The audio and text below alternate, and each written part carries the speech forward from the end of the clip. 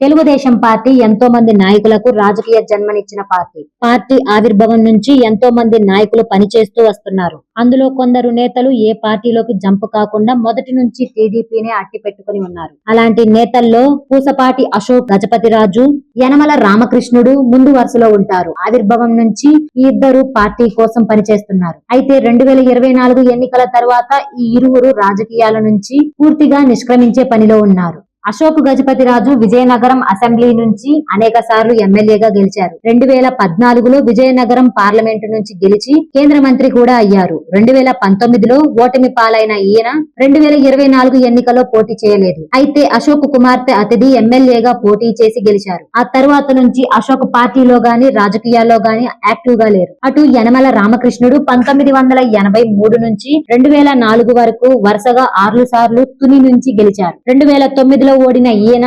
2014 నుంచి ఎన్నికల్లో పోటీకి దూరం అయ్యారు. ఆ తరువాత ఎమ్మెల్సీగా చేస్తూ మంత్రిగా చేశారు. ఇప్పుడు ఎమ్మెల్సీ పదవి కాలం కూడా ముగియనుంది. మళ్ళీ ఆయనకు ఏ పదవి ఇవ్వలేదు. అటు యనమల కుమార్తె దివ్య తుని ఎమ్మెల్యేగా ఉన్నారు. ఇక యనమల రాజకీయం ఇంతటితో ముగిసినట్లే.